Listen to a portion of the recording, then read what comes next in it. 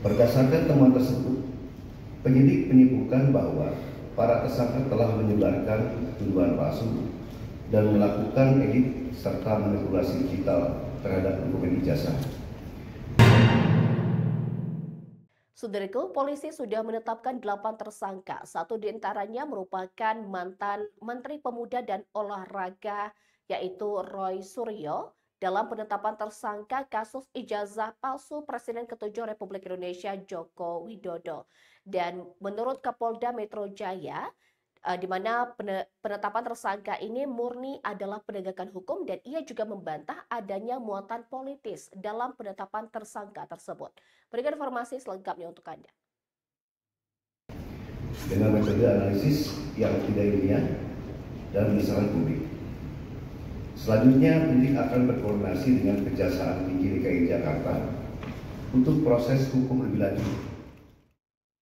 Polisi menetapkan 8 tersangka, satu diantaranya ex-Menteri Pemuda dan Olahraga atau Menpora Roy Suryo dalam kasus tuduhan ijazah palsu Presiden ke-7 RI Joko Widodo.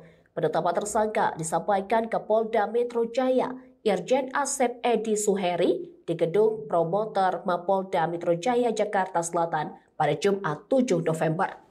Irjen Asep mengatakan penetapan tersangka ini murni penegakan hukum. Dia membantah adanya muatan politis dalam penetapan tersangka kasus yang ditangani Subdit Kamnek Disreskrimum Polda Metro Jaya ini.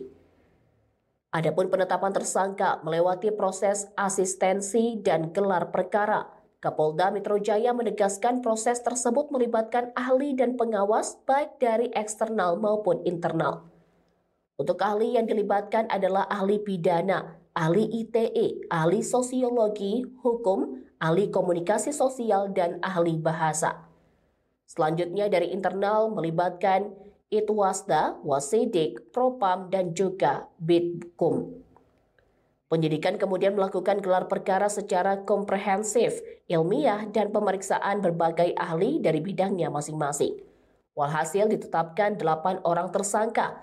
8 tersangka dibagi dalam 2 klaster, di mana rinciannya dalam klaster pertama ada 5 tersangka, yakni Egy Sujana, Kurniatri Rohyani, Damai Hari Lubis, Rustam Effendi, dan Muhammad Rizal Fadilah. Dalam klaster kedua ditetapkan 3 tersangka, termasuk ex-Menteri Pemuda dan Olahraga Roy Suryo, Resmond Hasiholan, Sianipar, dan Tifauzia Tiasuma. Direktorat Reserse Kriminal Umum juga melibatkan dari eksternal, dari Wasda, dari Wasidik, Propam, dan Bitkum.